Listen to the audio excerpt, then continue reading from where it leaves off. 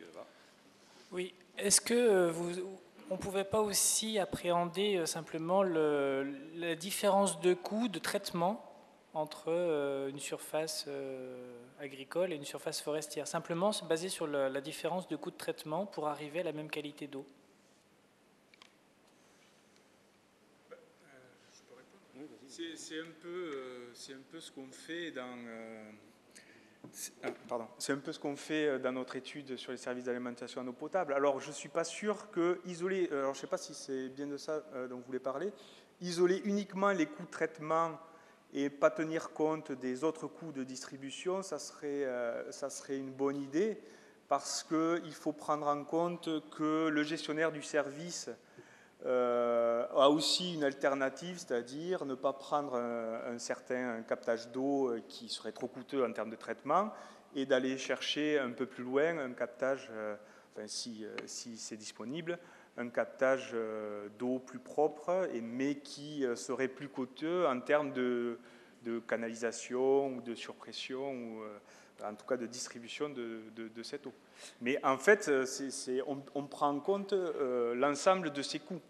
Et lorsqu'on regarde l'impact des différents usages du sol, bois ou bien grande culture, c'est bien cette différence qu'on capture à travers les prix d'alimentation en eau potable. Mais là, ce que vous avez, c'est une donnée, on va dire, moyenne sur l'ensemble de la France. Alors qu'on pourrait imaginer dans certains cas, dans certaines régions, en se disant, si je remplace sur ce captage de l'agriculture par du boisement, quelle plus-value j'apporte? Et là, je vais dire, il n'y a pas de différence ni sur le réseau, ni sur la distribution, c'est simplement sur un assainissement, sur finalement ce que représente l'assainissement. D'accord, je comprends. Alors là, du coup, ça pose un autre problème, c'est l'échelle d'étude, l'échelle de notre étude. Et c'est vrai qu'il n'était pas possible de séparer ou d'identifier les différents impacts sur les différents coûts d'alimentation en eau potable. Et maintenant qu'on travaille à l'échelle des services d'alimentation en eau potable, on peut avoir des choses un peu plus précises. Même si, encore une fois, enfin même si je ne l'ai peut-être pas dit, se procurer les données sur les coûts, réellement, c'est assez difficile. Autant, et auprès des entreprises privées, évidemment, ça tout le monde, ce sont des données qui sont assez cruciales, mais également auprès des régies. Juste pour compléter, je pense que Marc Benoît l'a cité tout à l'heure, il y a un ordre de grandeur qui est souvent évoqué pour des traitements, de potabilisation un peu assez habituel, mais un petit peu coûteux. C'est de l'ordre de 23 centimes d'euros par mètre cube quand on a à traiter la ressource. Quand il y a contre les pesticides, par exemple, si on doit mettre des charbons actifs. Et quand on a naturellement une eau de bonne qualité, on a juste une chloration préventive dont le coût on peut négliger ce coût face aux 23 centimes que l'on vient de citer.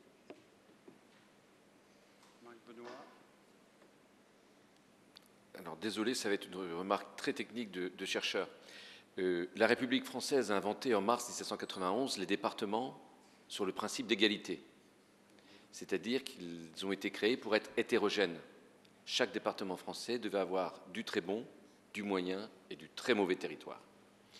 Ce qui veut dire que très souvent, et en particulier dans les départements qui jouxtent des montagnes, on a coupé les montagnes en morceaux, et chaque morceau va dans un département, mais chaque département contient qu'un morceau de montagne et le reste n'est pas très montagneux.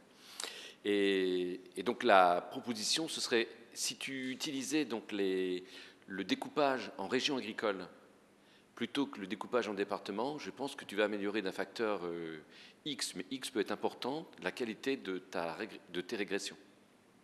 Alors on a eu cette approche au niveau départemental pour pouvoir collecter une grande variabilité de données. Toutes les données sur les prix d'alimentation en eau potable, par exemple, auraient été beaucoup plus complexes à obtenir à une autre échelle que l'échelle départementale. C'est pourquoi on s'était focalisé au niveau des... C'est pour ça que j'utilise la région agricole pour ne pas te compliquer la vie. dès que tu as le lieu de la ville, toute commune est dans une région agricole. Est-ce que je suis précis? Oui, oui. Et donc, ton information, tu l'as dans ton fichier. On n'a pas analysé des données communales que l'on a réagrégées par département. Ah, tu as fait le prix moyen département. On a utilisé tout de suite des données agrégées au niveau départemental, et pour descendre à une échelle inférieure... Elles ne sont pas déconcaténables. Elles ne sont pas déconcaténables. C'est peut-être possible, mais ça aurait demandé beaucoup de travail. Donc c'est pour ça, enfin en tout cas sur ces aspects précision, on a vraiment bien en tête que l'échelle départementale n'est pas l'échelle optimale pour travailler sur l'eau, et c'est pour ça qu'on a l'approche complémentaire à l'échelle des captages pour travailler. Parce que c'est déjà remarquable d'avoir des régressions à l'échelle du département, ça veut dire que ça marque beaucoup, voilà, parce que vu l'hétérogénéité des départements français, normalement on aurait dû voir. Enfin, vous auriez dû voir beaucoup moins de choses que cela. Et c'est vrai que l'entité petite région agricole a l'avantage de porter beaucoup de données statistiques, couverts, surface, etc. Et donc, c'est vrai qu'il suffirait juste de demander aux gestionnaires de l'eau d'avoir ce petit indice supplémentaire dans leur base de données pour qu'on puisse le tirer en permanence, quoi. On pourrait, maintenant qu'on est parti de une soixantaine de variables, maintenant qu'on a retenu moins de variables, on peut peut-être repartir en quête de ces variables à une meilleure échelle. Merci. Bonjour, Jérôme Depaze, donc je suis consultant dans le domaine de l'eau et non de la forêt comme c'est marqué sur le papier. Une question, depuis ce matin, on parle à chaque fois on peut mettre en place de la forêt, mais s'il y a contractualisation. Moi, je travaille beaucoup avec le domaine agricole, notamment sur comment réduire les impacts sur les pesticides et les nitrates. Il y a des mesures qui ont été proposées à des moments à des agriculteurs. Sur contractualisation, ils pouvaient mettre en place des mesures. Soit ils n'en ont pas eu l'information, soit ils ne l'ont pas fait. Donc, est-ce que simplement, depuis ce matin, je vois qu'il y a des évaluations environnementales, des évaluations économiques. Je pense qu'il manque peut-être de l'évaluation sociale ou sociologique, quel que soit le terme. Et derrière, c'est finalement, est-ce qu'au-delà de la contractualisation, étant donné que si la forêt rencontre le domaine de l'eau et rentre vraiment dans l'idée de l'appui à la gouvernance, donc on rentre sur des systèmes complexes, multi-acteurs, etc., là, il y a peut-être une autre approche qu'il peut y avoir par rapport à l'appui de la forêt. Depuis ce matin, on parle uniquement du rapport direct entre la forêt et la qualité d'eau potable. Et finalement, la forêt peut avoir d'autres usages, notamment via la DCE, dans la qualité de l'eau tout court, des cours d'eau. Aujourd'hui, il y a des obligations qui demandent à la France d'améliorer l'état de la qualité de son eau. La forêt peut être un outil. La surface n'est pas nécessairement nécessaire pour améliorer la qualité. Des fois, ça peut être simplement sa situation. Préciser la situation où elle a un meilleur effet qu'ailleurs. Voilà. Alors là, je ne parle pas de forêt nécessairement, je parle de bandes arborées, je parle de systèmes. Mais est-ce que vous, économistes, en dehors de la contractualisation, qui est peut-être le système qui paraît le plus simple et qui existe parce que dans l'agriculture, ça se passe, vous voyez un autre levier qui peut se faire dans la logique de dire, bon, si parce qu'un agriculteur, demain, lui dire arrêtez de faire du champ et mettez 100% de forêt, je ne pense pas qu'il y passe. Sur des moyens de transition, peut-être. Et est-ce qu'en dehors de la contractualisation, vous voyez un autre levier d'action qui inciterait des agriculteurs ou d'autres acteurs à rentrer dans cette logique de mise en place de bois, de forêt, etc. Juste rapidement, qu'est-ce qu'on peut avoir d'autre que la contractualisation? Ce seraient des démarches réglementaires qui imposeraient des changements de pratiques. Ces décisions n'ont pas été, il n'y a pas eu de grande orientation dans ce sens-là. Donc, il nous semble vraiment que la démarche contractuelle semble la plus porteuse pour accompagner ces changements qui ne se font pas d'eux-mêmes. D'accord. Monsieur, juste pour revenir, c'est qu'on s'est retrouvé, si vous voulez, avec des agriculteurs qui étaient prêts à adhérer à la mise en place de forêts ou de bandes arborées sur leur territoire, sans nécessairement demander de l'argent. Uniquement dans une logique. C'est pour ça que je demandais approche sociale ou sociétale. Est-ce que ça ne serait pas un moyen d'avoir des leviers supplémentaires d'action? On peut se retrouver avec des agriculteurs qui n'acceptent pas qui demandent pas nécessairement une contractualisation, c'est-à-dire un revenu, une compensation financière, mais qui sont prêts à le mettre en œuvre sur une image environnementale, sur une approche qui leur est aujourd'hui qui leur collent à la peau, sur lesquels ils souhaitent se dissocier, et qui sont intéressés de rentrer dans des démarches comme ça de façon volontaire. Moi, en tant qu'économiste, je vous dirais que je ne crois pas beaucoup à une démarche complètement volontaire, sans contrepartie financière, d'un agriculteur qui investirait dans la forêt. Il faut qu'il ait envie de participer. Ensuite, on pourrait peut-être prendre en compte le fait qu'un agriculteur aurait besoin, parce que c'est bénéfique pour sa culture et parce qu'il y a un lien entre biodiversité, agriculture, protection des cultures, aurait besoin de cette forêt. Donc on pourrait le voir comme ça. Mais il faut que ça soit rentable. Enfin, en tant qu'économiste, et après il faut s'adresser aux sociologues, il faut que ça soit rentable économiquement. Oui, je crois qu'il faut être clair. Si on veut que les propriétaires forestiers, là je parle plutôt de propriétaires forestiers que d'agriculteurs, fassent des efforts et fassent à travers le contrat et des contraintes, il faudra bien qu'ils s'y retrouvent. Alors ce qui serait intéressant, mais malheureusement notre élu de Saint-Étienne est parti, c'est de savoir comment une commune ou une collectivité peut percevoir le problème. Est-ce qu'ils sont prêts à jouer le jeu, à établir ce partenariat, à répercuter un petit peu sur la vente de l'eau le coût qui sera de rémunération du propriétaire? Il y a des expériences sur l'eau en bouteille, peut-être que tu peux en parler, de contractualisation. Par contre, il y a des expériences pour les eaux minérales en bouteille, de partenariat entre forestiers et Evian, par exemple. Juste sur les collectivités qui seraient prêtes à payer pour mieux protéger leurs ressources en forêt, on avait l'exemple de Masevaux qui dépensait plus en gestion forestière pour mieux protéger ses ressources. C'est l'exemple concret le plus parlant que l'on ait actuellement en stock, entre guillemets. Oui, mais elle est prête à perdre bien à investir en forêt. qu'ils valorisent en fait et qu'ils se rémunèrent. Enfin, leurs efforts à eux, communes, non? Oui, c'est une perte sur le budget de la forêt pour mieux protéger la ressource en eau. Ouais. Je souhaitais apporter quelques précisions pour pratiquer déjà depuis de longues années un certain nombre de réunions et d'échanges avec la profession agricole, peut-être moins la profession forestière, mais je vois que vous êtes motivés et je pense que ça va bientôt aussi démarrer de ce côté-là. Le principe de base de l'aide apportée lorsque des mesures, des servitudes de périmètre de protection sont mises en place, c'est ce qui va au-delà de la réglementation générale et peut-être aider.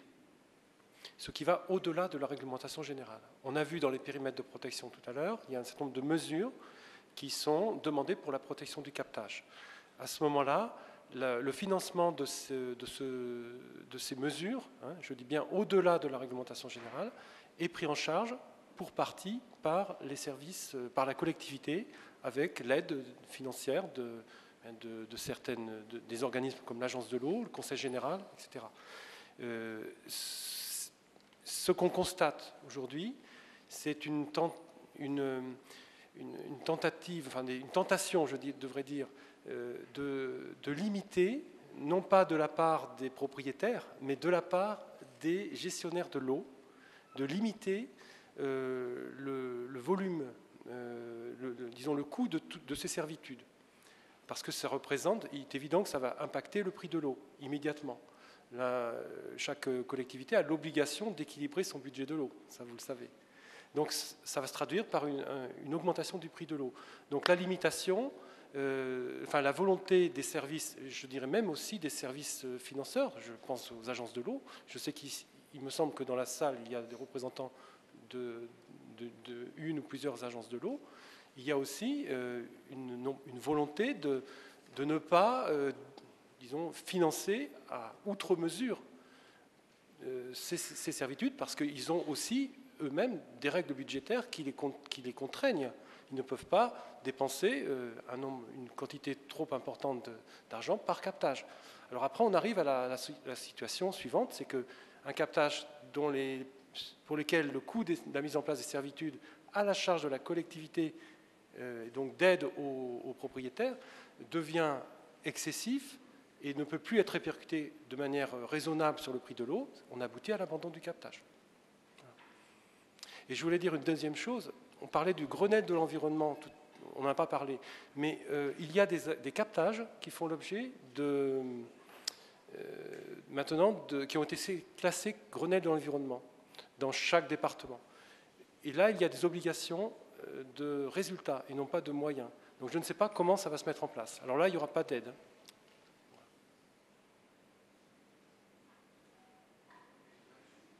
C'est 12 secondes pour dire, et personne ne compte le coût des stations d'épuration des eaux prises en charge systématiquement quand il y a trop de nitrates et trop de pesticides et payés par les consommateurs.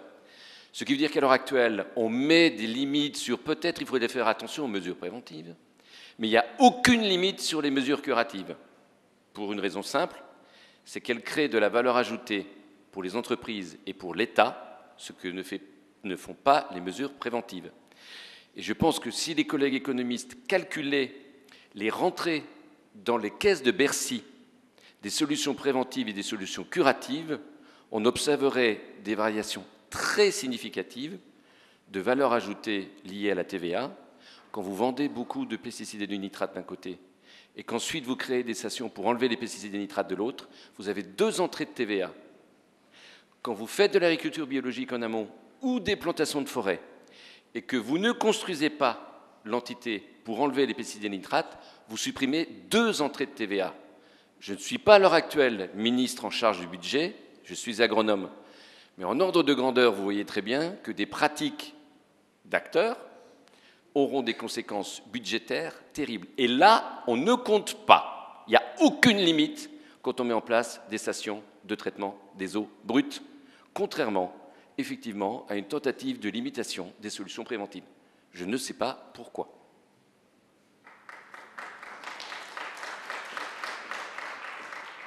Une dernière question avant de passer aux autres interventions. C'est un commentaire sur les 2 dernières interventions. Je comprends très bien la réaction de monsieur le chercheur de Mirecourt. Je ne comprends pas du tout, par contre, la problématique posée par l'hydrologue précédent. On nous a montré depuis ce matin que l'apport de la forêt en matière de qualité de l'eau était d'un moindre coût par rapport à ce qui se passe par ailleurs. Alors, on peut comprendre que l'explication donnée par les forestiers vienne perturber un peu un certain milieu chargé très honorablement et efficacement sans doute de traiter le problème, vient perturber un peu le savoir-faire, les enjeux, les partages économiques en la matière. Mais de dire que ça puisse, ou alors j'ai mal compris, de dire que ça puisse être un surcoût qui ne pourrait pas être pris en place par les collectivités, honnêtement, je ne comprends pas. Ou je ne comprendrai pas si c'est l'interprétation de ce que j'ai entendu. Et je crois que là, on touche un problème de politique au sens général du terme, dans laquelle la politique forestière doit trouver sa place. Et c'est à nous, c'est une question de lobbying. Parce qu'évidemment, quand on fait émerger un sujet aussi important, avec des réponses aussi percutantes que celles qu'on travaille depuis ce matin, ça bouge quelques lignes d'horizon. Et quand on bouge des lignes d'horizon, on bouge des intérêts.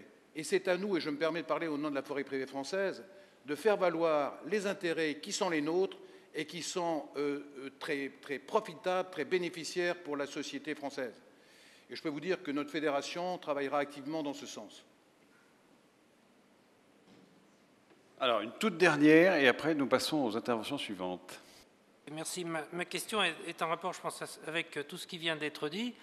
En écoutant la conclusion de l'exposé sur Masevaux, je me suis dit, mais le surcoût qui a été calculé, comment est-il situé par rapport au coût de la production forestière qui a été mobilisée? Et puis comment est-il situé par rapport au coût de la facture d'eau? Et en faisant un calcul sur le coin de table, je me suis dit, mais finalement, cette forêt, elle produit peut-être beaucoup plus d'eau en euros que de bois. Est-ce que vous avez fait ce calcul? J'avoue, je ne l'ai pas fait. Donc, pour ramener ça, je peux prendre l'engagement de vous faire le calcul et de vous le mettre sur le site internet, enfin sur la page internet qui restituera les débats de ce colloque. Mais il y avait eu une étude de Lavabre et Andréassian, donc un livre paru en 2000, qui montrait que les économies liées aux eaux nécessitant peu de traitement d'origine forestière dépassaient le chiffre d'affaires de la mobilisation de bois en forêt. Donc bon, à l'échelle française, le calcul avait été fait. Et donc, je pense que sur Masevaux, ça doit être encore plus explicite, mais je ne l'ai pas vérifié directement. Bien, merci. Donc,